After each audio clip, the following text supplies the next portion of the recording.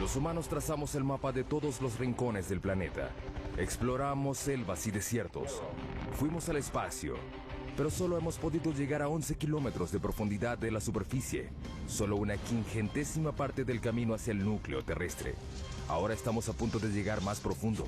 Haremos un viaje al corazón del planeta para alcanzar la última frontera, donde los árboles se abren camino a través de rocas para encontrar agua, donde formas extrañas de vida habitan ambientes mortales y se construyen rascacielos sobre la arena, donde las minas alcanzan el tamaño de una ciudad y donde fuerzas enormes siguen dándole forma a la Tierra. Acompañaremos a científicos, ingenieros y aventureros mientras investigan, exploran y desafían los misterios que yacen debajo. Viaje al centro de la Tierra.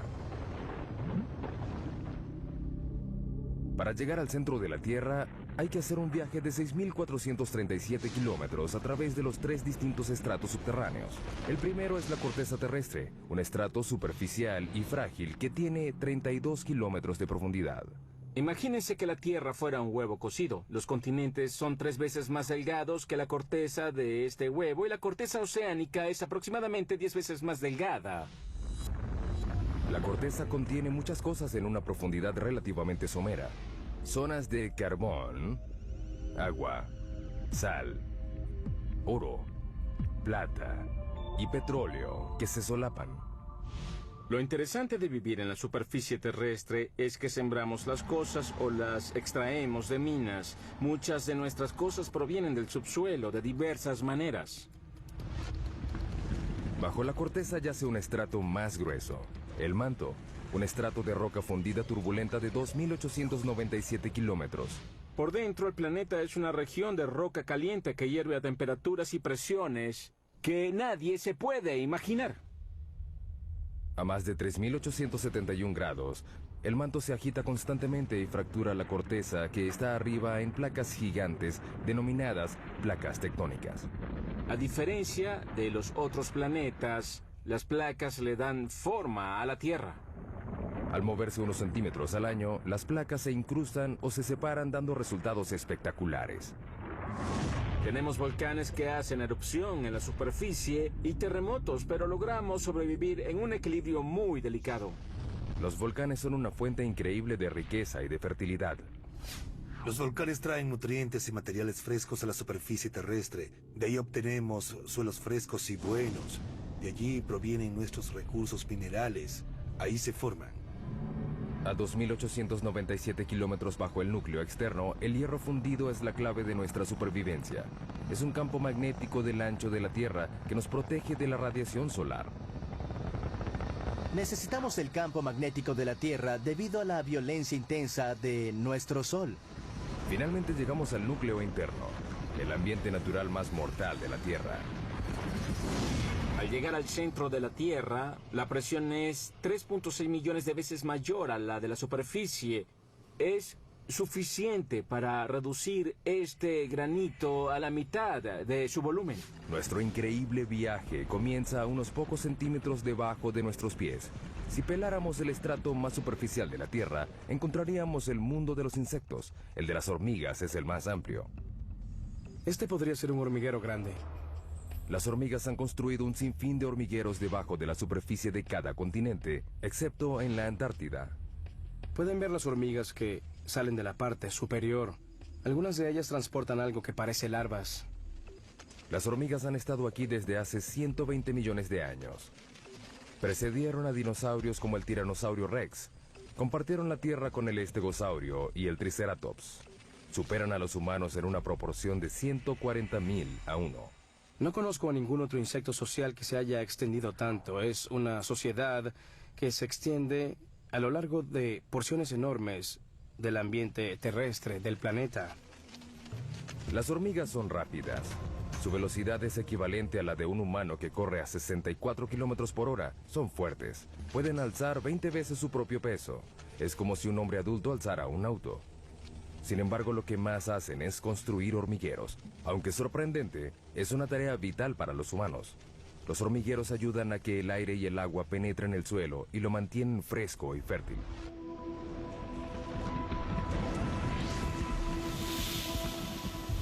debajo de la zona de las hormigas, 2 metros bajo tierra. Londres, Inglaterra. A 2 metros bajo estas calles concurridas yacen las venas y arterias que transportan las necesidades de la vida moderna. 45.000 kilómetros de gasoductos, 30.500 kilómetros de cables eléctricos, 64.300 kilómetros de cloacas y el lugar de descanso final para millones de personas. La frase 2 metros bajo tierra se usa mucho para hablar de los fallecidos y enterrados, pero ¿de dónde proviene? Es una historia que data de 1665 en Londres. La ciudad sufría una epidemia de peste bubónica. En plena epidemia llegó a haber más de 7.000 muertos a la semana. El Lord Alcalde de Londres trató de detener la propagación de la enfermedad y ordenó que se excavaran las tumbas de las víctimas de la plaga al menos 2 metros bajo tierra. Se creía que los muertos infectaban a la gente sana y que al enterrarlos a 2 metros bajo tierra se podía contener la enfermedad. Luego, la gente supo que la plaga era transmitida en realidad por las pulgas que portaban las ratas negras. Finalmente, la epidemia de 1665 causó la muerte de 72.000 personas, 1 de cada 6 londinenses. La ciudad no descansó hasta que el gran incendio de Londres acabó con las ratas el año siguiente. Sin embargo, la tradición de enterrar los muertos a esa profundidad se extendió por todo el mundo.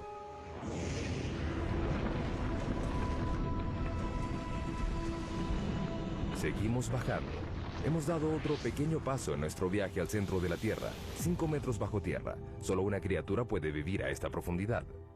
En estos túneles habita el perro de la pradera, el animal excavador que habita más profundo en el mundo, un animal que tiene un impacto sorprendente en nuestro ecosistema. Los adultos solo miden 30 centímetros de largo y pesan 1,5 kilos, pero son literalmente máquinas excavadoras bajo tierra. Excavan empujando la tierra con sus patas, pateándolo. También usan su cabeza como un martillo neumático. Es muy divertido. Las madrigueras tienen hasta 5 metros de profundidad y más de cientos de metros de longitud. Son más grandes que un campo de fútbol. Además son muy complejas.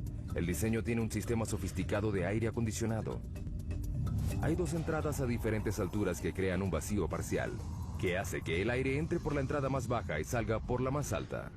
Es un sistema de madriguera muy complicado. No creo que se haya encontrado otro animal que tenga un sistema de madriguera tan complicado como este. Estas pequeñas criaturas tienen una importancia increíble para otros animales.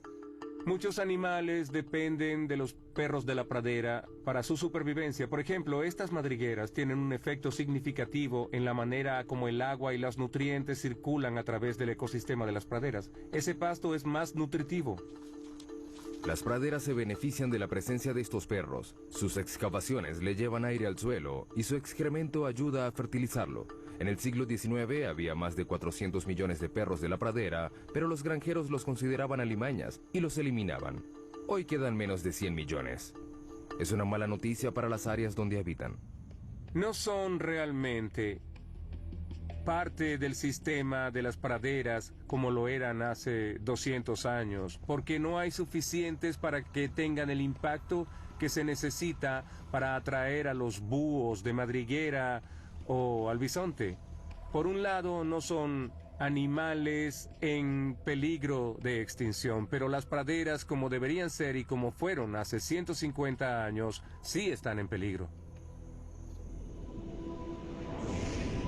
La próxima parada en nuestro viaje es a 15 metros de profundidad. En muchos lugares del mundo desaparecen las formas de vida superiores a esta profundidad. El suelo da paso a la roca. Comenzamos a encontrar carbón. El carbón se formó hace 300 millones de años. Fue un proceso que ocurrió una sola vez. El clima era más caliente y más húmedo que el actual. En las regiones ecuatoriales de la Tierra predominaba un pantano gigante. Los árboles caídos y la vegetación se descomponían en el suelo cenagoso y los sedimentos superiores los comprimieron en rocas. Hoy, el carbón genera 1/3 de la electricidad mundial. Se producen 7 millardos de toneladas al año. Los campos de carbón más grandes del mundo están en China, Rusia y los Estados Unidos. El estado de Pensilvania produce el 1% del suministro mundial. El pueblo de Centralia, en Pensilvania, una vez tuvo 1.500 habitantes.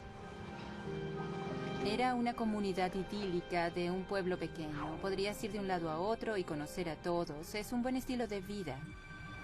Hoy es un pueblo fantasma por culpa de un accidente inesperado. En 1962 incendiaron a propósito la basura en un relleno sanitario al lado del cementerio del pueblo. Querían limpiar el vertedero del pueblo, incendiaron la basura y el incendio se extendió por una abertura en este laberinto de unas minas profundas de carbón que habían sido abandonadas. El incendio alcanzó una profundidad de 15 metros y se extendió por 2 kilómetros cuadrados. El área de una parte de Manhattan, y aún no se ha acabado. La antracita es el carbón que activa el fuego. Es un combustible lento y rico en carbono. Al ver la orientación del lecho de roca, se puede notar que se hunde de esta manera, creando un valle sinclinal. En la región de antracita, la mayor parte del carbón se encuentra en el valle. A 649 grados centígrados, el punto de fusión del aluminio, el incendio consumió el suelo y la roca hasta que no quedaron bases.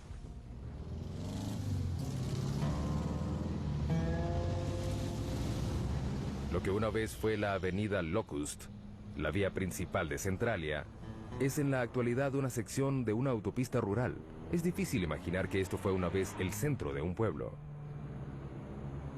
En esta fotografía vemos cómo era Centralia antes. Estamos en lo que era la estación de servicio de John Codington. Ese árbol muerto de allá es el mismo de la fotografía. Las calles estaban llenas de casas, unas al lado de la otra. Todo eso desapareció, la naturaleza reclamó lo suyo y ya no queda casi nada del antiguo pueblo. Esta casa en la avenida Locust, enfrente de la estación de servicio, pertenecía a Bob Gadinsky. En 1977, mi esposa y yo adorábamos esta casa. Era una comunidad muy unida. Como ven, ya no queda nada más que un monte lleno de maleza. Con el pasar de los años, el incendio creció. Se hizo más fuerte y se avivó. Quemó el paisaje y chamuscó los árboles desde abajo. Aparte del calor y el humo, el fuego despidió un gas nocivo al igual que lo hace hoy en día. Monóxido y dióxido de carbono, sulfuro de hidrógeno y dióxido de azufre. No es recomendable que respires aquí porque estos gases están presentes. Cuando las calles comenzaron a desintegrarse, el gobierno federal entró en acción y en 1984 el Congreso financió la evacuación voluntaria. La mayoría de los ciudadanos de Centralia se mudaron para nunca volver. Era preocupante vivir sobre un desastre. Nos sentíamos atrapados y me preocupaba la seguridad de los niños. Por eso me fui tan pronto como pude. El incendio subterráneo ganó. De 15 a 150 metros de profundidad, el suelo ya dio paso a la roca. Esta es la zona de construcción, el estrato donde nacen los proyectos de construcción más grandes del mundo. Como los trenes subterráneos, hay 52 sistemas ferroviarios subterráneos en el mundo. El más largo está en Shanghái, China. 422 kilómetros de rieles. 55 kilómetros más largo que la ciudad de Nueva York. Sin embargo, el tren subterráneo más profundo del mundo está en San Petersburgo, Rusia, a 100 metros bajo tierra, la altura de la Estatua de la Libertad. Tradicionalmente los túneles se excavaban así, o así. Ahora usan esto. La máquina perforadora de túneles, también conocida como MPT. Las MPT se usaron por primera vez en 1956 para excavar la cloaca del río Humber en Toronto. La máquina mide 122 metros de largo, su cabeza cortante mide 15 metros de diámetro y gira 3 veces por minuto para cortar la roca. Se usa un láser para mantener el rumbo. A medida que las MPT avanzan, se instalan anillos de acero y placas revestidoras de concreto. Las MPT son como fábricas móviles. Por el frente cortan la roca y por detrás dejan un túnel acabado. La MPT es el secreto tras alguno de los megatúneles del mundo, como el túnel de base del Gotardo, que comunica a Suiza con Italia a través de la cordillera más alta de Europa, los Alpes. El punto más profundo del Gotardo está a 2.438 metros, por debajo de los picos de las montañas. Se extiende a lo largo de 58 kilómetros. Es el túnel ferroviario más largo del mundo. La construcción comenzó en 1996. Se necesitaron 4 MPT para perforar 2 túneles paralelos de manera simultánea, de un extremo a otro, a través de 24 millones de toneladas de roca. Tardó 14 años.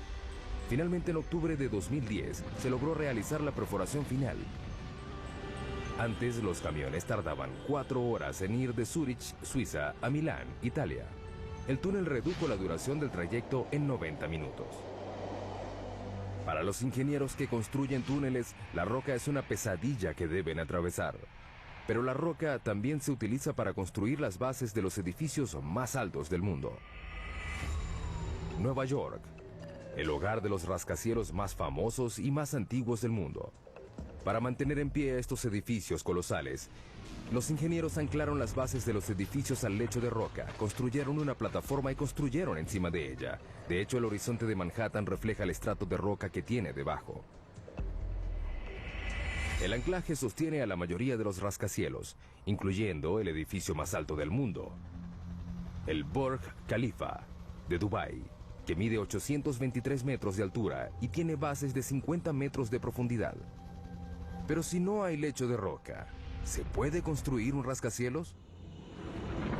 Es un desafío que debieron enfrentar los ingenieros de la próxima parada de nuestro viaje, a 114 metros de profundidad, debajo de uno de los edificios más altos del mundo, las Torres Petronas en Kuala Lumpur, Malasia. Es increíble que estas enormes torres de concreto y cristal estén sobre arena y no sobre roca.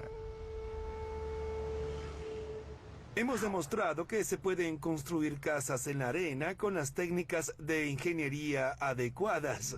La construcción comenzó en 1996. Se planificaron 2 edificios de 88 pisos y 457 metros de altura. Cada torre pesaría 300.000 toneladas aproximadamente. Al principio la idea era construir las bases en el lecho de roca, pero los topógrafos descubrieron que la roca bajo el lugar de construcción tenía pendientes pronunciadas. Era como un acantilado subterráneo de casi 183 metros. Si seguían construyendo, la mitad de las torres quedaría sobre el acantilado y la otra fuera de él. Un llamado al desastre. Si hubiéramos mantenido la posición original, ya no tendríamos torre. Se habría caído. El lugar de construcción era un área limitada en el centro de la ciudad. No había espacio para construir torres completamente sobre la roca.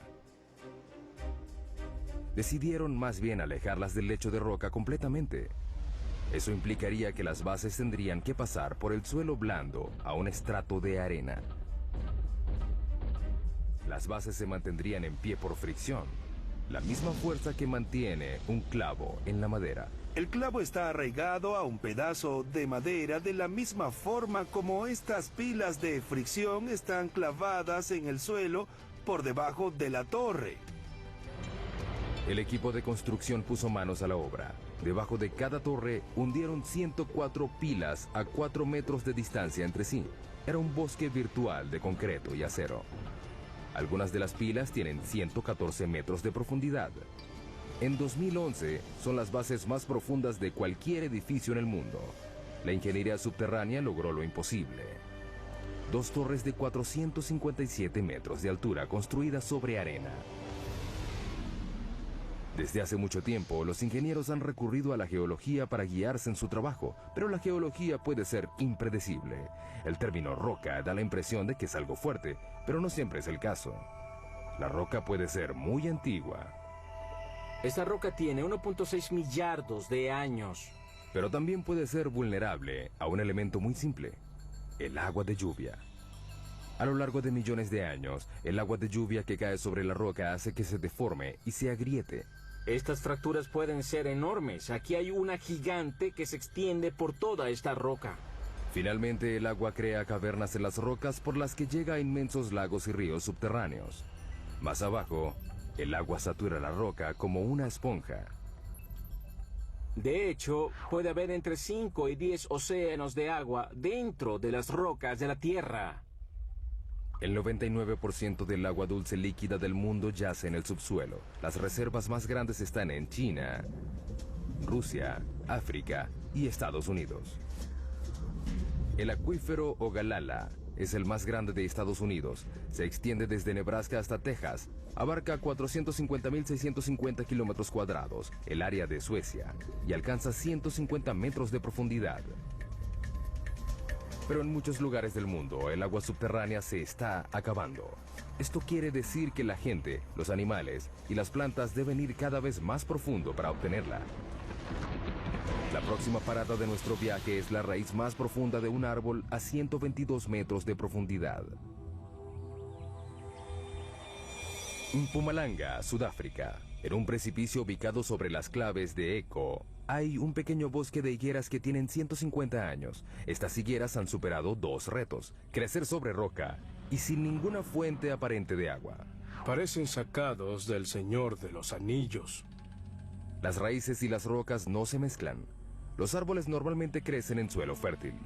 Sin embargo, el clima de este lugar es árido. Durante la mitad del año no llueve. Las higueras necesitan hasta 23 litros de agua diarios para sobrevivir y romperán las rocas para encontrarla. Las raíces de los árboles están programadas genéticamente para saber que hay agua debajo de ellas. La punta de la raíz segrega un lubricante llamado mucílago que suaviza el recorrido de la raíz. A medida que crece, la raíz explora la roca en busca de grietas y puntos débiles. Las higueras dependen de una sola raíz para encontrar agua. Esta llega muy abajo. La pregunta es, ¿qué tan abajo? Nos deslizamos hacia las profundidades de la Tierra. Cuanto más abajo, más duro es el camino. Es increíble lo que hace la madre naturaleza, solo para encontrar agua. Pero la raíz de la higuera es escurridiza. Esperemos encontrar algo más adelante. Finalmente, Burroughs encuentra algo. Oh, al fin. A 37 metros de profundidad vemos la primera señal de una raíz de higuera real. La raíz tarda 70 años en llegar tan profundo. Una vez que encuentra humedad, termina su viaje. La raíz se encuentra en el fondo a 122 metros de profundidad. Estamos viendo la raíz más profunda que conozca el mundo. Está bombeando agua debajo de mi mano mientras nosotros conversamos. La está bombeando hacia la higuera. Hasta la superficie. Hemos pasado por mamíferos subterráneos, túneles hechos por el hombre y las raíces más profundas hasta llegar a la zona mineral. Las rocas están conformadas por minerales. El hombre ha explotado la riqueza mineral de la Tierra por más de 40.000 años. Pero ¿qué hacemos cuando una mina llega al final de su vida útil? Algo completamente inesperado, como lo demuestra nuestra siguiente parada en el descenso al centro de la Tierra. Sala, Suecia, 152 metros de profundidad. En 2006, los suecos convirtieron una antigua mina de plata en una de las habitaciones de hotel más profundas del mundo. Está amoblada en plata con un comedor exclusivo. Sin embargo, el baño más cercano está en la superficie. La temperatura ambiente es de unos fríos 4 grados. La mina de plata que aloja esta habitación fue clausurada en 1908. Durante 400 años, los mineros extrajeron 40.000 toneladas de roca, casi toda a mano. En el siglo XIX, esta era la mina más importante de Suecia. Hoy en día, la herencia que dejaron los mineros se puede apreciar en los túneles y cavernas que se extienden en la oscuridad por 20 kilómetros.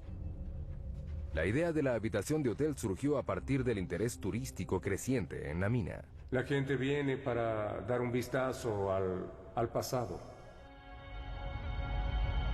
La plata es de hace 4.600 millones de años, es decir, del origen del sistema solar. se formó a partir de partículas minerales despedidas al espacio por estrellas que explotaban.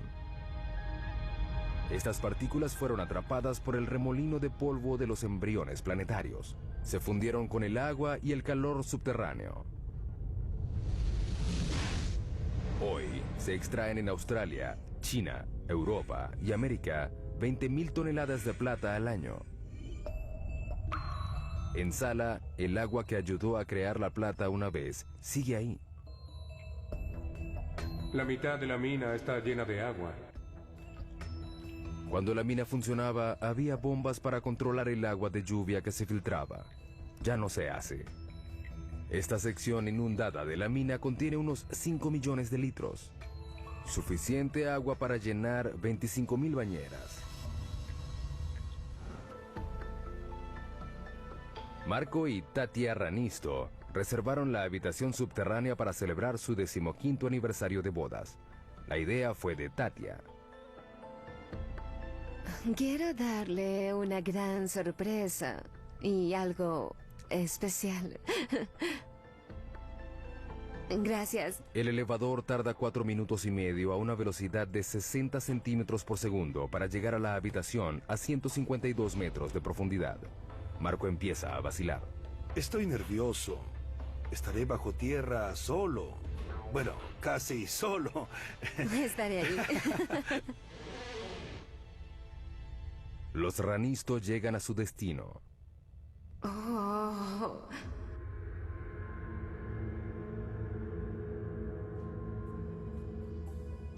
Puedo decir que es increíble. Marco seguía inquieto cuando se sentaron a cenar. Solo me falta el valor para dormir aquí. Al final logra pasar la noche. Una noche inolvidable. El agua subterránea es el agente principal de cambio en el subsuelo. No solo reacciona químicamente con los minerales, sino que también crea minerales como la plata. El agua puede derretir la roca, literalmente. Ciudad de Guatemala, 2010. Un temblor repentino hace que la mampostería se derrumbe. Cuando el polvo se despeja, solo queda un hueco gigante de 30 metros de profundidad y 20 metros de ancho. Desapareció una cuadra completa.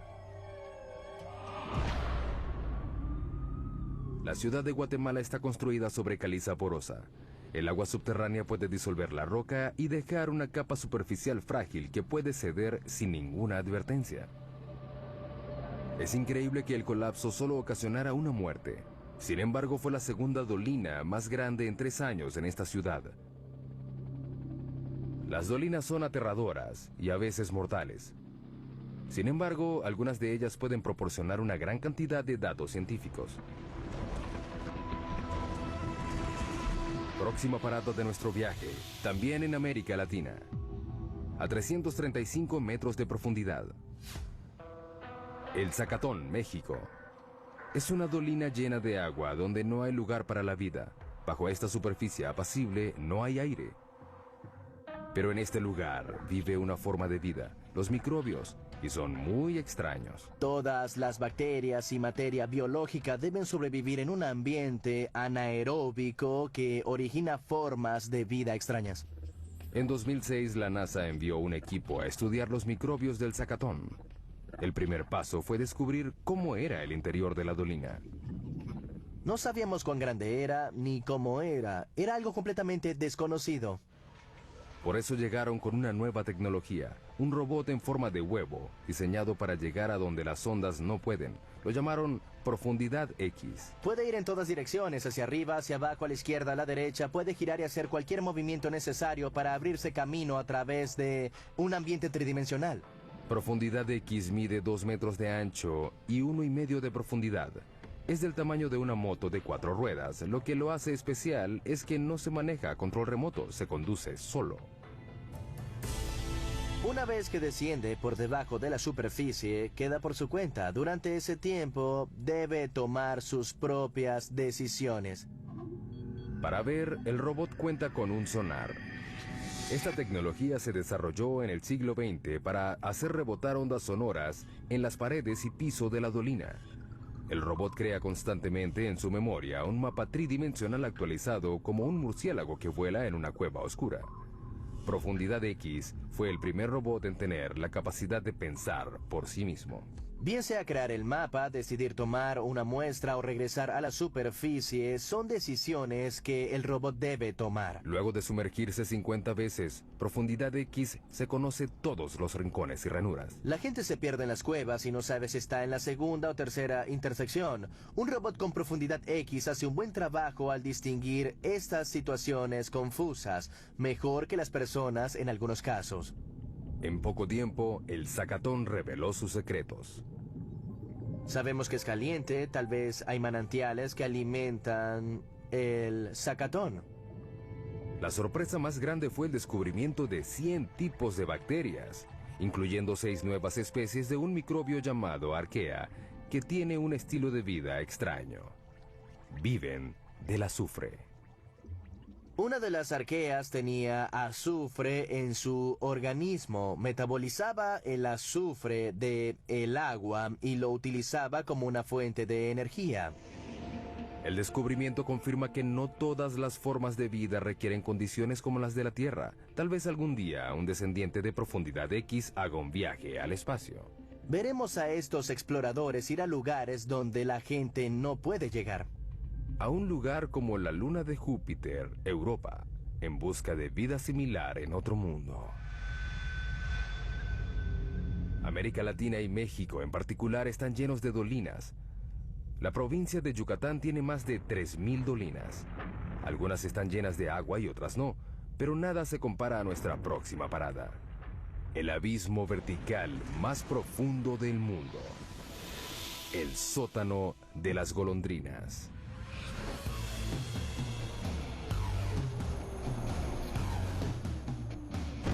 Para cierto tipo de paracaidistas, este lugar representa un reto único. Te paras en el borde, miras hacia abajo y te lanzas. Sientes una corriente de aire.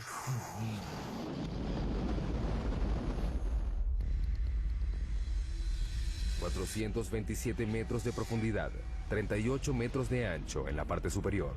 Se extiende a lo largo de 2,5 hectáreas. Este abismo tiene las mismas dimensiones del edificio Empire State. El sótano de las golondrinas recibe este nombre por las aves que anidan a lo largo de las paredes del lugar. Millones de ellas vuelan en espiral al amanecer y regresan al atardecer. Lo que para las aves es fácil, es muy difícil para un paracaidista. Todo depende de la posición y la precisión en el tiempo. Los paracaidistas corren el riesgo de desorientarse en el subsuelo. Cuando saltas al subsuelo, hay paredes que te rodean. Siempre tendrás paredes alrededor. El paracaidista tiene 6,5 segundos para alar el cordón. Si lo hace muy tarde, el paracaídas no tendrá tiempo para desplegarse. La velocidad de caída es de 37 metros por segundo. Caer al suelo a esa velocidad es como chocar contra una pared en un auto que va a 130 kilómetros por hora. ¿Qué hacen a la hora de regresar? Nos enganchamos a una cuerda de extracción que está atada a un cabrestante. Podemos sacar a 2 paracaidistas en 10 minutos y repetimos el proceso. Seguimos descendiendo al centro de la Tierra y ahora buscamos minerales. Nuestra próxima parada es la mina de sal más grande del mundo que está en Ontario, Canadá. La mina de Sifto, ubicada a 549 metros de profundidad. La sal es un tipo de roca compuesta de sodio y cloro. Es lo que queda de los océanos antiguos que cubrieron una vez la Tierra y se evaporaron a raíz del cambio climático. Un adulto promedio necesita consumir una cucharada de sal al día para evitar enfermedades, caer en coma e incluso evitar la muerte. Por eso no nos debe sorprender que las primeras minas de sal se abrieron hace 14.000 años en lo que hoy en día es Austria. Los mineros extraen 260 millones de toneladas de sal al año en todo el mundo.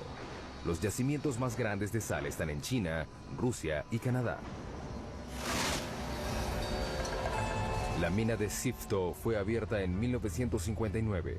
Está ubicada a 500 metros por debajo del pueblo de Goderich, Ontario, y se extiende por debajo del lago Huron. La mayoría de las minas consisten en túneles pequeños sostenidos por vigas y pilares llamados puntales. Sifto es más bien una ciudad subterránea. Sus cavernas se extienden por 8 kilómetros cuadrados. Es decir, un área del tamaño del centro de Manhattan. Tiene incluso sus propias tiendas y oficinas. Donde el techo comienza a hacerse más bajo, los mineros saben que se acercan al lugar donde estas sierras eléctricas gigantes trabajan. Abrimos túneles de 4 metros de alto y 18 de ancho. Las hojas de 3 metros de largo cortan la roca. Las hojas de sierra giran 1500 veces por minuto. El aire está lleno de polvo. El ruido es abrumador y está a punto de empeorar. Perforamos y explotamos las cabeceras de mina de 18 metros de ancho y 18 metros de alto. Son cuevas enormes.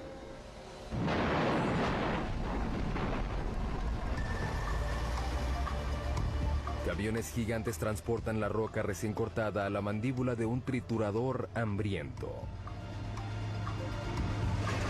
Los camiones descargan la roca a una velocidad de 10 veces por hora, 24 horas al día, 7 días por semana. En los 4 minutos que le toma al monstruo triturar la carga, pedazos de roca de 1/4 de tonelada se reducen a granos gruesos. La correa transportadora la lleva a compensación y descarga. Es un tanque grande que llena los baldes de sal que suben y bajan. Así sacamos la sal. Este gran tanque es de gran beneficio para nosotros. La tolva permite que todo el procedimiento se realice en el subsuelo. Se extraen entre 24 y 26 mil toneladas al día. Y podemos incluir más incluso. Esta mina produce diariamente suficiente sal para la mitad de la población mundial.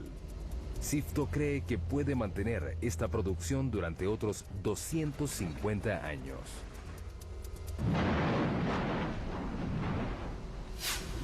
Ahora iremos 183 metros por debajo de la mina de Sifto, a otra mina de sal, en Sondershausen, Alemania.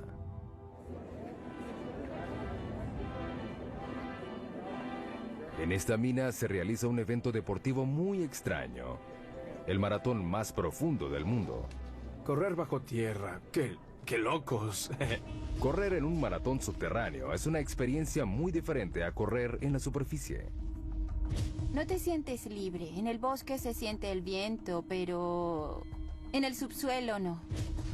Las condiciones son extremas. Por ejemplo, la temperatura. Por cada 18 metros que bajas en la corteza, la temperatura sube 1 grado.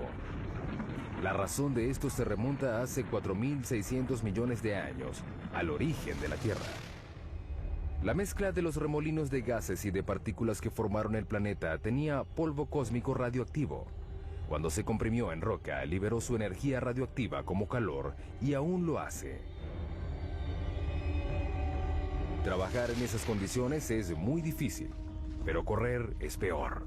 A una profundidad de 732 metros, los atletas deben tolerar una temperatura de 27 grados. Hace mucho calor. Estamos cerca del infierno. 40% de humedad. El aire no es fresco. Ese es el mayor problema. Y un recorrido muy difícil. La carrera se realiza en un circuito irregular que sube y baja 213 metros en cada vuelta. Si te caes aquí abajo, puedes tener lesiones fuertes. A la velocidad promedio de un maratón, el pie pasa 0.2 de segundo en el suelo. Con la fatiga, el pie se queda más tiempo en el suelo. En la mina, cuanto más largo es el contacto, mayor será el riesgo. ¿Ves? Es muy resbaloso. Necesitamos zapatos con un buen perfil como este. Estos tienen un perfil alto, pero podría ser más alto. Necesitas unos zapatos de clavos. Con muchos. Es inevitable que este suelo traicionero tenga una víctima. No se sabe por qué los atletas corren el riesgo de competir en estas condiciones peligrosas. Si les preguntan, todos responden lo mismo. Por placer. Creo que es el maratón más difícil del mundo. ¿Quién puede decir que corrió en un maratón a 610 metros bajo tierra? Luego de pasar medio día bajo tierra, los atletas pueden regresar a la superficie. El calor húmedo, el aire seco y las demás condiciones difíciles son solo temporales. Sin embargo, para los 33 mineros chilenos no fue fácil salir en 2010, cuando el techo de uno de los túneles de la mina de cobre colapsó y quedaron atrapados a 732 metros. Los mineros tuvieron que soportar 27 grados centígrados, un aire tenso y lleno de polvo de roca, oscuridad y aislamiento. No sabían si lograrían salir. Tuvieron que perforar una roca volcánica dura llamada basalto para abrir el hoyo de rescate. Pero esta roca se caracteriza por sus deslizamientos súbitos. Con el temor de provocar otro colapso, equipos de todo el mundo llegaron a Chile a perforar el hoyo de rescate con la última tecnología. Fue un proceso muy lento. Luego de 69 días, los 33 mineros fueron rescatados, uno de los rescates mineros más grandes de la historia. Nos acercamos a los lugares más profundos a los que ha llegado el hombre. Este es el laboratorio científico más profundo del mundo. Hay mucho que hacer aquí. El observatorio Sudbury Neutrino, o Snow Lab, queda a 2 kilómetros por debajo de la región central de Ontario. Hay 2 experimentos en curso, uno que está en la etapa final de la puesta en marcha y otros 3 grandes experimentos que están en construcción. Los científicos de Snow Lab están buscando algo que solo se puede ver a 2 kilómetros de profundidad. Unas partículas diminutas de materia cósmica denominadas neutrinos. Son tan pequeñas que 200 cuatrillones de ellos cabrían en un grano de arena. 200 cuatrillones tiene 26 ceros. No es de sorprender que los neutrinos sean muy livianos. Son partículas increíblemente livianas que normalmente pasan inadvertidas por la Tierra. Los científicos descubrieron los neutrinos en 1956. Están por todo el universo. Para poder ver algo tan pequeño, hay que filtrar los rayos gamma, los rayos X y la radiación ultravioleta que bombardean continuamente la Tierra desde el espacio. Hay que probar que no haya radiación convencional que interfiera en las señales que estás esperando, y para ello se necesita mucha protección radiológica. Por eso el laboratorio está a esa profundidad. Estos rayos cósmicos imposibilitan las mediciones de los neutrinos, que son muy sensibles. Los 2 kilómetros de roca por encima de nuestro laboratorio reducen estos rayos cósmicos por un factor de 10 millones. Para encontrar algo tan pequeño como los neutrinos, se necesitan equipos muy grandes. Cuando buscas una partícula, tratas de aumentar las probabilidades de verlo. Los túneles y cámaras intercomunicados del Snow Lab se extienden por un área de 7.247 metros cuadrados. Es el tamaño de 6 piscinas olímpicas juntas. Parece una estación espacial y no un laboratorio subterráneo. La construcción del laboratorio tardó 18 años y costó aproximadamente $70 millones. Los neutrinos dejan una estela fugaz de luz cuando pasan a través de ciertas sustancias. Esta caverna una vez tuvo 60.000 toneladas de roca. Ahora aloja a esta esfera de 12 metros. La esfera contiene 757 litros de agua pesada. Es un tipo de agua natural que es más sensible a los neutrinos porque su peso molecular es mayor. El neutrino causa una reacción que genera luz. Esta luz reacciona con los fotodetectores. Así podemos descubrir su energía y su dirección. Es difícil llegar al laboratorio a esa profundidad. El elevador desciende a 640 metros por minuto. Luego hay que caminar un trecho de 1,5 kilómetros. La temperatura ambiente es de 27 grados. Es muy caliente por la presión que hay a esa profundidad. Alrededor de ellos la roca está presionada a 551 bares. 500 veces más que la presión de aire en la superficie. El reto para abrir el laboratorio fue crear un ambiente puro bajo tierra. Mantenemos las fuentes de polvo y contaminación al mínimo, limpiando constantemente. Al entrar, los científicos deben someterse a un proceso riguroso de descontaminación para eliminar el polvo que pudiera arruinar los delicados experimentos. Tenemos que quitarnos todo lo que llevamos puesto en la mina. Ducharnos y ponernos ropa limpia que nunca haya estado expuesta a polvo de la mina. Aparte del polvo, la gente siempre despide desechos minúsculos por sí sola. 600.000 partículas de piel por hora. 100 hebras de cabello al día. Todo eso puede comprometer el trabajo del laboratorio. Una vez adentro, los científicos deben someterse a más procesos de limpieza y revisión. Hasta las cloacas del laboratorio están limpias. Tratamos todos los desechos del baño y todas nuestras aguas residuales que provienen de la lavandería y las regaderas. Tienen bacterias especiales que reducen los desechos de manera orgánica y ni siquiera huelen. Nos gusta pensar que tenemos los inodoros más profundos del mundo. Es una comodidad que les agradaría a los exploradores subterráneos de nuestra siguiente parada en el viaje al centro de la Tierra. La madre de todas las cuevas a 2 kilómetros de profundidad.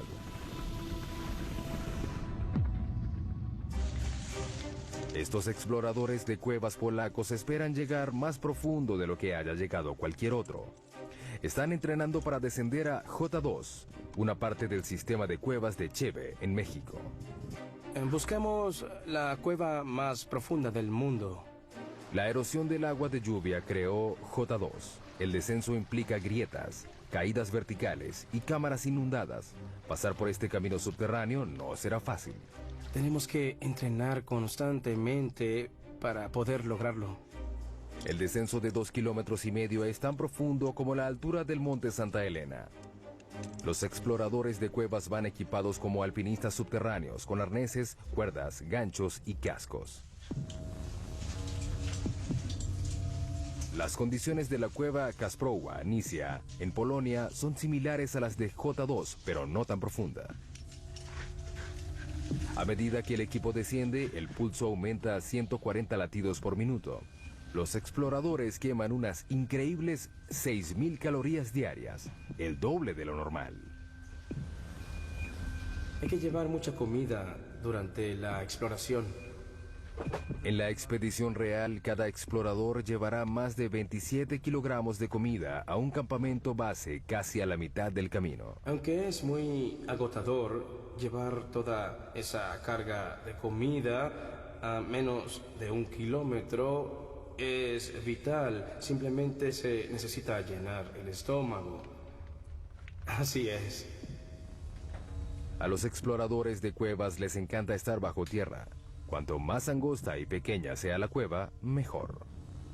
Para mí es como estar en un parque, jugando con mis amigos. Pero la J2 real no es ningún juego para niños.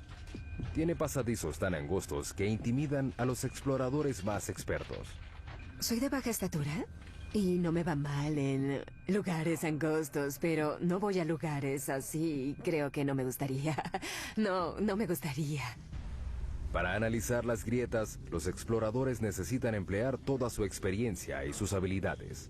Si caes 20 centímetros más allá, te quedas atascado en la grieta. Sería fatal, porque los rescatistas no pueden llegar tan profundo. El descenso continúa. Los exploradores siguen adelante. Vas a lo profundo. A medida que vas descendiendo, debes olvidarte de salir. Debes seguir adelante. El mayor reto de J2 es el agua. La cueva desciende a través de una serie de cámaras inundadas llamadas sumideros. Pasas 3 días gateando, saltando, escalando y descendiendo para llegar al pasadizo inundado de agua que debes atravesar con los equipos de buceo. Que comience el juego. Si llueve mientras están bajo tierra, el equipo corre el riesgo de quedar atrapado. En la última expedición a J2, 2 equipos quedaron atrapados en la cueva. Mientras el entrenamiento avanza, los exploradores ansían el regreso a México. Éramos un equipo de 6 personas, descubrimos la entrada de la cueva y sentimos que es nuestra. A esta profundidad hay agua y aire, pero no hay sol. Por eso, los exploradores de cuevas casi no encuentran seres vivos. Para buscar pistas sobre el origen de la vida en la Tierra, los científicos deben llegar más abajo, al fondo del mar. Por todo el fondo del mar hay agua que transporta vida microbiana. Cerca de la costa de Vancouver, Columbia Británica, el sumergible Alvin entra al agua. Para nosotros estos estudios son como las misiones Apolo. Alvin es un mini submarino de aguas profundas de 16 toneladas y 7 metros de largo. Lleva una tripulación de 3 personas a 2,5 kilómetros de profundidad, en busca de microbios producidos en el interior de la Tierra. En la superficie no hay nada similar a los microbios. No podemos reconocer al menos el 75% del contenido genético de este tipo de vida. Eso es lo que Alvin busca. Agua caliente que sale de los respiraderos que vienen debajo del lecho marino y es rica en microbios. Estamos empezando a entender que están allí, pero no sabemos exactamente cómo. Los respiraderos pueden alcanzar temperaturas de hasta 400 grados. Son producidos por el movimiento de las placas tectónicas. La costa de Vancouver está sobre la placa Juan de Fuca, una de las más de 12 placas que están en movimiento constante. Cuando los bordes de las placas se separan, crean fisuras grandes en el lecho marino. A través de ellas, el agua es succionada, calentada en el subsuelo y despedida de nuevo al océano en un ciclo continuo. Esta agua porta consigo los microbios. El equipo de Edwards no tiene idea de cuán lejos llega esta vida dentro de la corteza. Eso es lo más impresionante. No sabemos dónde acaba la vida. Para descubrirlo, insertarán sensores conocidos como corchos en una sección de 3.237 kilómetros cuadrados del lecho marino, un área del doble del tamaño de la ciudad de Los Ángeles. Los corchos de 2,5 metros están equipados con monitores de temperatura y de presión. Se llevan a 457 metros por debajo del lecho marino, a un total de 3,2 kilómetros por debajo de la superficie. Los corchos rastrean el recorrido del agua caliente dentro de la corteza terrestre. Tenemos que entender realmente cómo fluye el agua y qué tipo de microbios hay allá abajo. Sigan el agua, ahí estarán los microbios. La riqueza mineral de la Tierra es el motor de la mayor parte de la economía mundial. Cuanto más raro sea el mineral, más profundo llegarán los mineros para obtenerlo. Tautona, Sudáfrica. Para llegar a la mina más profunda del planeta, los mineros deben viajar por 3,8 kilómetros durante 1 hora a una velocidad de 16 metros por segundo. Están buscando oro. Está compuesto de polvo cósmico al igual que la plata, pero es más extraño. Se han explotado menos de 200,000 toneladas de oro desde los primeros registros históricos. Tautona produce 12,5 toneladas al año, lo que representa la mitad de la oferta del oro actual. Al abrirse el elevador, una ola de calor recibe a los mineros. A esta profundidad, la temperatura ambiente es de unos achicharrantes 54 grados. Hace más calor que en el Valle de la Muerte en verano. La mina tiene un enorme sistema de aire acondicionado que disminuye la temperatura hasta 28 grados. Sigue siendo caliente, pero al menos tolerable. Mientras los 5.600 mineros que trabajan aquí sudan en las galerías y túneles de la mina, deben estar atentos al techo. A esta profundidad, cualquier temblor puede desatar un mini terremoto subterráneo. Las rocas que caen a partir de este dejan algunos muertos cada año.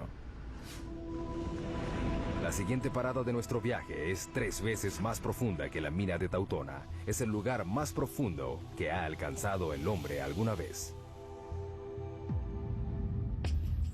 En el oeste del Pacífico, a 11,2 kilómetros de profundidad, yace el abismo Challenger.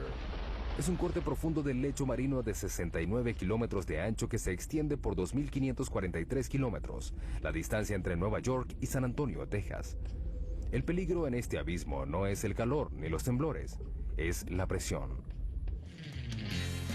El 23 de enero de 1960, el oceanógrafo suizo Jean Piccard y el comandante de la Armada estadounidense Don Walsh emprendieron un viaje en una nave submarina única que los llevó a ser los primeros y únicos humanos que hasta ahora han visto el verdadero fondo del mar.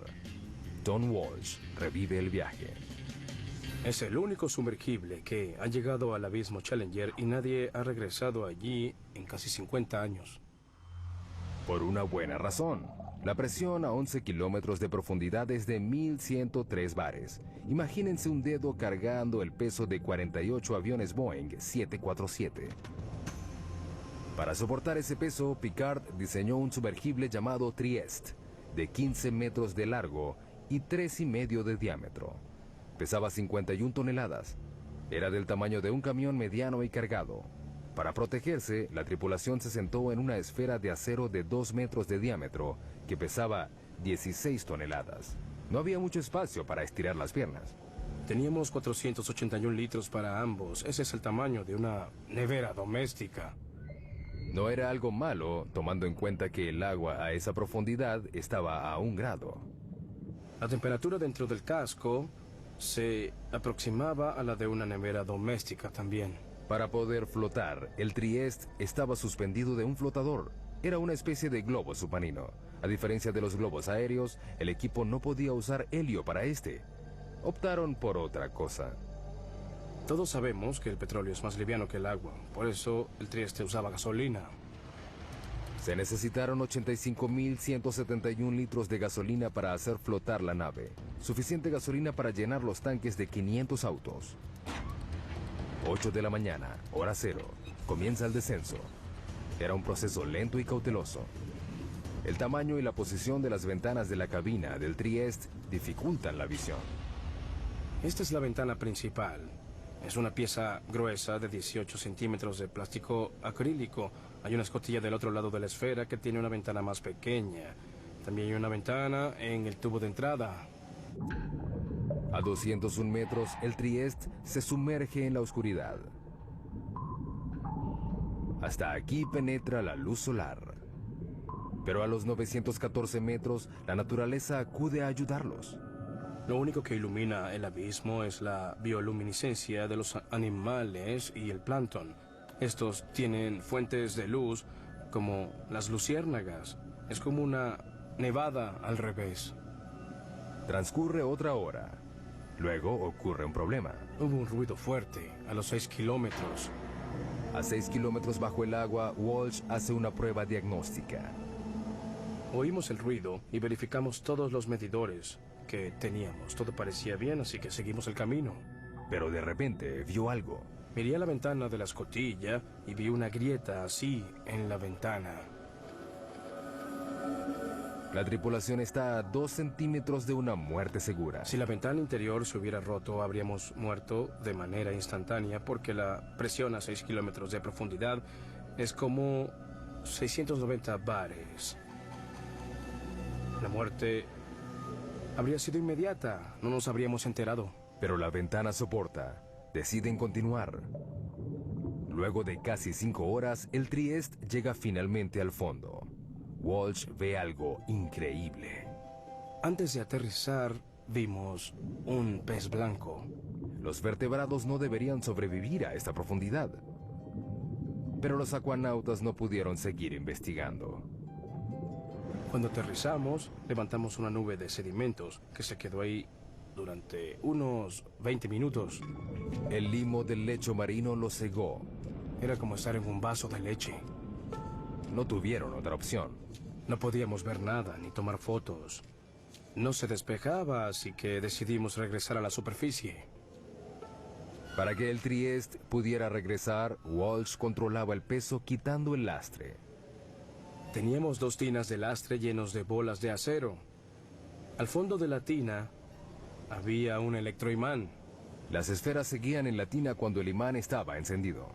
Al quitarles la electricidad, salían. Con el movimiento de un interruptor, el Trieste inició su ascenso a la superficie y a la historia. 11,2 kilómetros es el límite de la exploración humana. Estamos a 1/3 de nuestro viaje a través de la corteza terrestre. El hombre se retira y entran las máquinas. Todos los científicos usan herramientas que les permiten explorar sitios a donde no han llegado. Telescopios, microscopios, pero los geólogos tienen un problema particular. No les puedo decir que hay 30 centímetros por debajo del suelo en el que estamos parados porque no puedo ver a través de la roca. La solución parece obvia: perforar y mirar. Pero ese enfoque está minado de problemas. Península de Kola, noroeste de Rusia, 1989. En un lugar azotado por el viento y que rodea el círculo polar ártico, los científicos se embarcan en un plan ambicioso. A un alto costo se perforó un hoyo profundo para tratar de llegar al límite entre la corteza terrestre y el manto. Son 35 metros de profundidad. Para reducir la fricción, utilizaron un método de perforación nuevo. En vez de hacer girar toda la sarta, ahora solo gira la mecha bien lubricada, con lodo y aceite. A 6,4 kilómetros encontraron fósiles de plancton antiguo de 18 millones de años en un estado de preservación sorprendente. A 11 kilómetros encontraron roca de 4.400 millones de años. El zircón, el mineral más antiguo del planeta. Pero con cada metro que perforan, la temperatura aumenta. A los 12 kilómetros la temperatura alcanza 299 grados. La perforación se detiene de repente.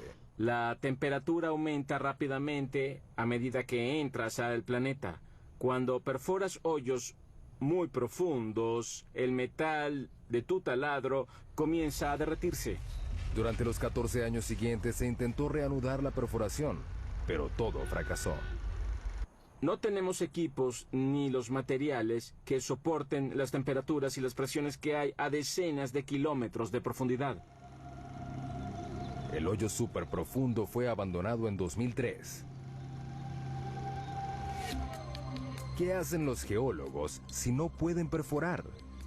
Pues usan sus oídos. No vemos lo que hay dentro del planeta, lo escuchamos.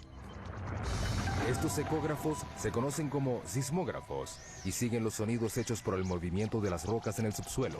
Literalmente escuchan los terremotos. En promedio, hay un terremoto de magnitud 6 o más cada 3 días. Hace que todo el planeta tiemble. Las vibraciones cambian según la densidad de la roca. Estos son datos que los geólogos pueden leer. Hemos podido crear imágenes tridimensionales de todo el planeta mediante el seguimiento de miles de sismos hechos con miles de sismógrafos durante muchos años. Todo el mundo depende de los recursos que están bajo nuestros pies. La próxima parada de nuestro viaje es en el campo petrolero más profundo de los Estados Unidos, a 11,2 kilómetros por debajo del Golfo de México. Cuando están en operación, más de 6.000 plataformas petroleras explotan las costas de Texas y de Luisiana con la capacidad de suministrar el 25% del petróleo estadounidense. Pero no es fácil de encontrar. Está a 1,5 kilómetros bajo el agua y a 10 kilómetros dentro de la roca. A medida que se va dificultando el hallazgo de petróleo y gas, se van perforando hoyos cada vez más profundos en aguas cada vez más profundas. Se está desarrollando una revolución en la perforación en aguas profundas en las costas de Egipto, África Occidental, Brasil y el Golfo. Es impresionante que tengamos la tecnología para perforar tan profundo. Pero la tecnología tiene limitaciones. En la primavera de 2010, una plataforma llamada Deepwater Horizon perforaba un pozo relativamente somero de 7 kilómetros de profundidad en el campo Macondo, a 80 kilómetros de la costa de Luisiana. 20 de abril, 10 de la noche, la plataforma es sacudida por una explosión. A 56 kilómetros de distancia se avista una bola de fuego. Mueren 11 trabajadores petroleros y hay 17 heridos. En el lecho marino a 1,5 kilómetros, el cabezal de pozo roto descarga hasta 60.000 barriles de petróleo diarios. Un barril tiene 159 litros. Es como 450 camiones cisterna al mar. Aproximadamente se derramaron 5 millones de barriles de petróleo. Ha sido el peor derrame petrolero en Estados Unidos. ¿Pero qué fue lo que sucedió? Deepwater Horizon ya había perforado pozos a 11 kilómetros del fondo del campo petrolero del Golfo durante el otoño anterior, en otro lugar. En comparación, la perforación en Macondo era casi rutinaria, pero las apariencias engañan. El Golfo es uno de los lugares más difíciles de perforar. La plataforma continental, en 1,5 kilómetros, se transforma de manera abrupta en una serie de arrecifes pronunciados, valles con cañones y volcanes de lodo de hasta 152 metros de altura. La geología es muy complicada. El petróleo debajo de este lecho marino accidentado se extiende por una grieta de roca de 35 millones de años y 244 metros de grosor. Está atrapado bajo una presión enorme, 100.000 veces mayor a la superficie. El peso de la roca superior presiona hacia abajo. Eso aumenta muchísimo las presiones en el fondo del pozo. Además de la presión, los perforadores se pueden encontrar con bolsillos potencialmente peligrosos de gas metano congelado, conocidos como hidratos. Si perforas uno por accidente, puede ser un gran problema. Al calentarse por la fricción de la perforación, el metano explota en el pozo y libera cantidades enormes de volumen de petróleo. Muchos investigadores le atribuyen la causa de la tragedia del Deepwater Horizon a un bolsillo de metano congelado. La tecnología convencional de barrido no siempre puede identificar estos bolsillos. Es un desafío para la exploración petrolera. La gente no sabe cuánto porque es muy difícil crear la imagen sísmica. Ahora despliegan una nueva generación de sensores de lecho marino para ayudar a detectar el gas congelado antes de que se convierta en una amenaza. Lo lanzamos al agua por un lado del barco y dejamos que se hunda hasta el fondo del mar con un ancla de concreto pesado. Se queda allí durante varios días o varios meses. A diferencia de los sismógrafos convencionales, este sensor de lecho marino no mide las ondas sonoras generadas por el movimiento de las placas tectónicas de la Tierra, sino que detecta la electricidad. Medimos las propiedades electromagnéticas del lecho marino y su conductividad eléctrica. La electricidad proviene del campo magnético de la Tierra. Cuando encuentra radiación solar en la atmósfera superior, genera una corriente global dentro de la corteza que alcanza el núcleo externo. Sin embargo, es débil. Medimos menos de un nanovoltio en el lecho marino. Las señales que nos interesan son pequeñas. La corriente fluye a través de distintas rocas según la facilidad que tengan estas de conducir o resistir la electricidad. Mediante la medición de esta corriente, los sensores proporcionan una imagen más detallada de lo que hay dentro de la roca. Además, distingue un buen conductor eléctrico como el agua y uno malo como el petróleo. Esto es bueno porque evitas perder el tiempo perforando un pozo de agua salada que te cuesta $100 millones. Igual que el petróleo, los hidratos de metano son malos conductores, pero existen a profundidades someras por debajo del lecho marino. Para encontrarlos, hay que darles una descarga eléctrica a la Tierra. Eso es lo que este instrumento que tengo delante trata de hacer. Lo llaman SUESI, las siglas en inglés de Instrumento Submarino de Fuente Eléctrica Scripps. Utiliza un suministro de 2000 voltios con una corriente de hasta 500 amperios, un mini rayo que es 5 millones de veces más fuerte que el que se necesita para matar a un ser humano. Lo llevamos muy cerca del lecho marino a través de un cable por la parte de atrás de nuestro barco de investigación. Lo alimentamos con electricidad y genera una corriente eléctrica que se inyecta en el agua por una antena. Luego miden lo que reciben de vuelta. Una lectura somera que muestra que la roca es resistente a la electricidad. Quiere decir que contiene un bolsillo de hidratos. El tiempo dirá si el barrido electromagnético ayudará a reducir el riesgo de reventones en el mundo de los campos petroleros profundos. Mientras tanto, la técnica tiene muchos otros usos entre los geocientíficos. Es como poder ver dentro de un plato de sopa hirviendo y saber a dónde va todo. Y revela muchas cosas sobre el movimiento de rocas en el interior profundo de la Tierra. Con las imágenes de alta resolución de estos sismogramas, podemos detectar los detalles de lo que sucede dentro del planeta. Algo inimaginable hace 10 o 20 años. Estamos casi a la mitad de nuestro recorrido a la corteza. Casi 5 kilómetros más profundo que cualquier humano haya llegado. No es un lugar amigable. Aquí la roca está a 482 grados, suficiente para derretir el vidrio. La presión es 1517 bares y estamos buscando terremotos. En todo el planeta, las placas tectónicas se incrustan y se pandean en un movimiento lento y continuo a un promedio de 2,5 centímetros al año. La misma velocidad a la que crecen nuestras uñas. Sin embargo, ese movimiento puede ser devastador en la superficie. Enero 2010, Puerto Príncipe, Haití. Un terremoto de magnitud 7 sacude la ciudad. El sismo principal dura solo 10 segundos, pero las réplicas continuaron por 2 semanas. Después de esas 2 semanas, hay 230,000 muertos, casi 300,000 edificios destruidos y 2 millones de personas quedaron sin hogar. Es el cuarto terremoto más devastador de la historia. Los terremotos tienen un potencial de ser los desastres naturales más catastróficos. En Haití, la falla que causó este desastre solo tenía 64 kilómetros de largo y se movió solo 2 metros. Pero los temblores desataron fuerzas inimaginables. Hay mucha energía almacenada en la Tierra y sube a la superficie en forma de onda. El sismo movió la Tierra como una sábana en ondas de hasta 4 metros de alto. Cuando golpea la superficie, la onda se concentra allí, se refleja y regresa. Puede tener el doble de intensidad de la onda de ese lugar. Estamos en el Centro de Investigación de Ingeniería Sísmica de la Universidad de California en Berkeley. Los científicos de este centro se ganan la vida rompiendo cosas. Estos son algunos de los modelos probados de las columnas esquineras. Pueden ver que están muy dañados.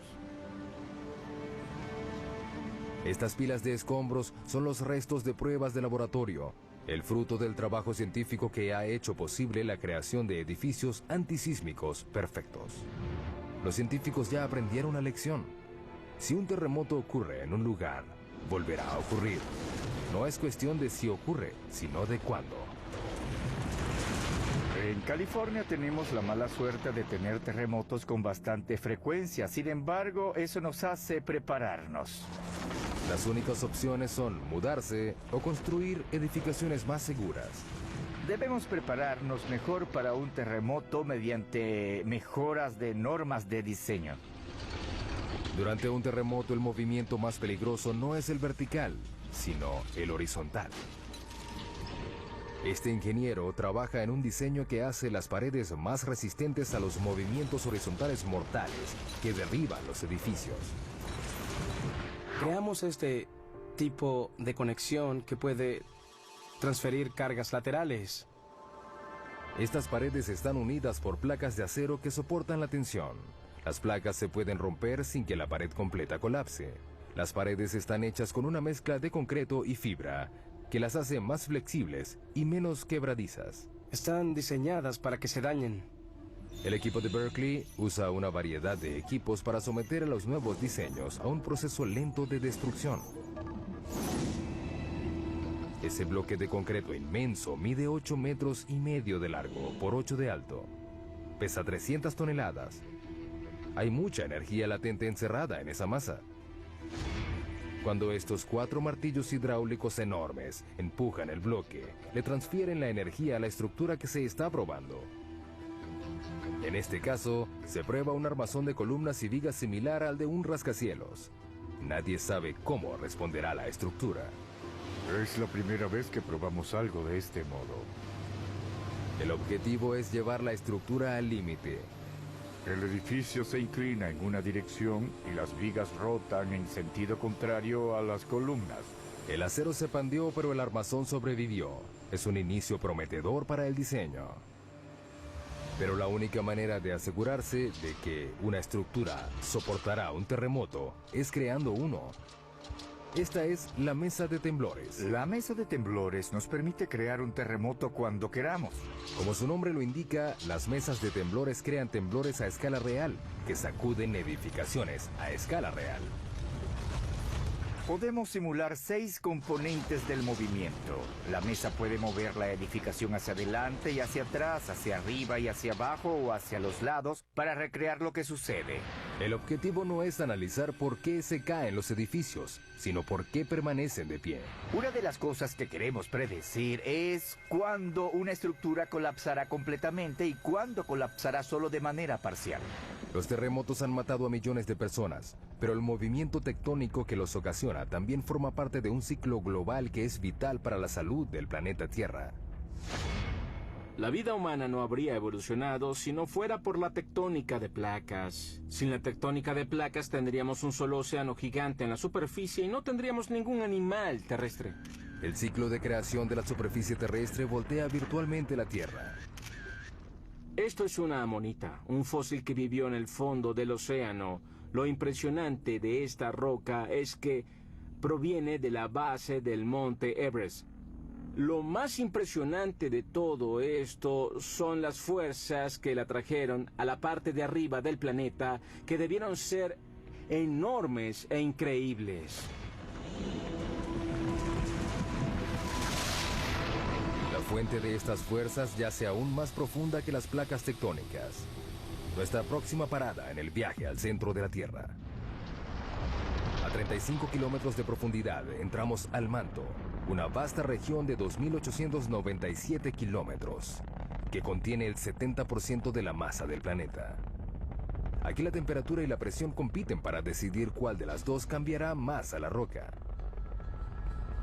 A 56 kilómetros de profundidad, la presión es 16.500 veces mayor a la de la superficie, más de lo que un humano puede soportar. Esta cámara a alta presión ilustra el impacto de una presión tan alta en un cuerpo humano desprotegido. La respiración se hace imposible rápidamente porque los pulmones colapsan y las costillas hacen una implosión. Solo 3 kilómetros más abajo, a 59 kilómetros, la presión aplasta y pulveriza nuestro cráneo. Pero la temperatura también aumenta gracias a la liberación de energía radioactiva en el manto.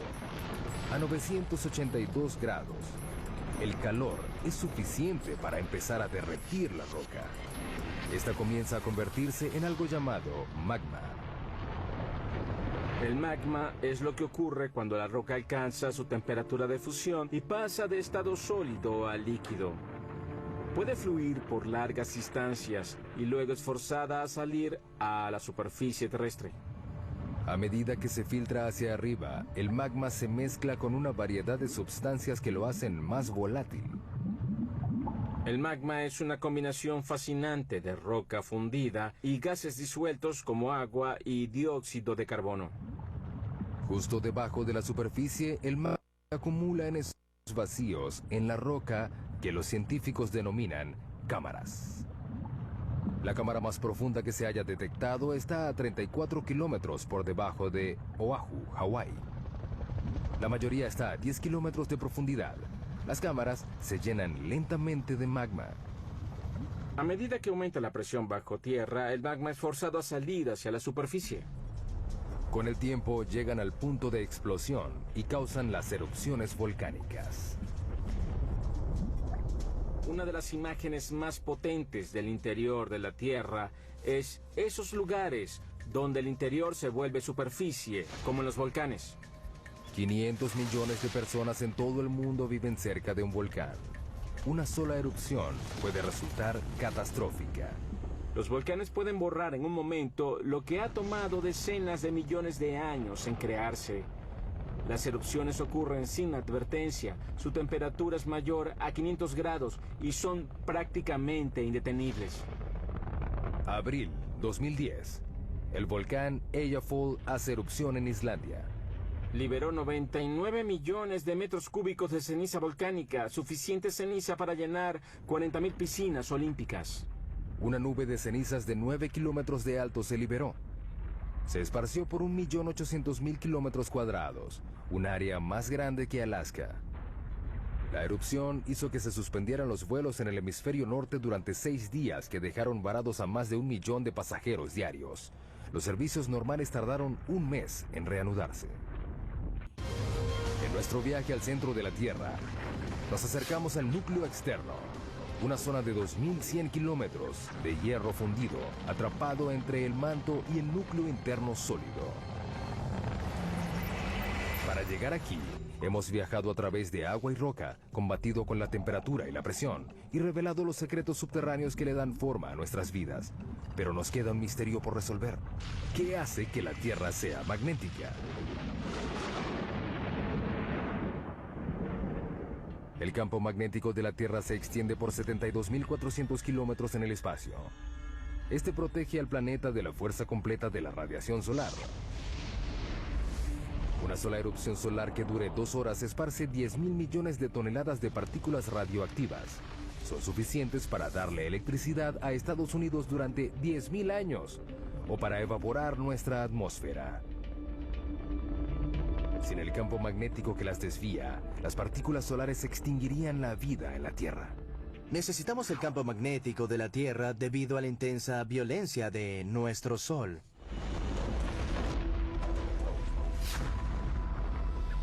El campo se origina en el núcleo externo rico en hierro. Nuestra próxima parada a 2.897 kilómetros de profundidad. Aquí la temperatura es de 4.427 grados, suficiente para superar la presión rígida y fundir el hierro. A medida que se mueve, el hierro fluyente genera electricidad. Los científicos denominan esto como el efecto dínamo. El efecto dínamo consiste en generar campos magnéticos a partir del movimiento. Pero uno de los grandes misterios es cómo los movimientos del hierro fundido que está bajo la superficie genera un campo magnético. No sabemos cómo la turbulencia del metal líquido origina un dínamo. Es un movimiento de convención turbulento y desordenado. Esta esfera gigante puede darnos algunas respuestas. Es un modelo mecánico de la Tierra. Es parte de un experimento de la Universidad de Maryland que busca descubrir por qué la Tierra es magnética. La esfera tiene 7 metros de ancho, pesa 23 toneladas y rota a una velocidad máxima de 130 kilómetros por hora. Tratamos de obtener velocidades tan altas como sea práctico, para así intentar simular las condiciones del planeta. El núcleo externo está hecho del mismo material de la esfera, el hierro, un buen conductor eléctrico. El núcleo interno ya es magnético, pero es débil. Nadie sabe exactamente por qué, pero al igual que un dínamo gigante, la corriente que se mueve a su alrededor crea un campo magnético. Por supuesto, Lathrop no puede reproducir las condiciones reales del núcleo externo. No podemos ir al núcleo, por eso no podemos ver directamente qué sucede. Pero cree que puede aproximarse. Debe llenar la esfera de 3.220 metros cúbicos de un líquido. Hasta ahora solo ha usado agua, pero ha planificado usar sodio líquido hirviendo. El sodio es inflamable, debemos manejar los riesgos de incendio con cuidado. Pero es lo único aparte del hierro fundido que puede hacer el trabajo. El sodio tiene la ventaja de que se derrite a una temperatura relativamente baja y es un excelente conductor comparado con el hierro líquido. La esfera es el último de una serie de experimentos. Comenzamos construyendo experimentos del tamaño de la mano, que luego pasaron al tamaño de una pelota de básquetbol y luego del tamaño de, no sé, una pelota de medicina. Es el más grande hasta ahora, pero al igual que el campo magnético de la Tierra, nadie sabe cómo funcionará el experimento. Ninguno de los experimentos previos generaban su propio campo magnético. Ahora tenemos todos los ingredientes que se necesitan para un dinamo.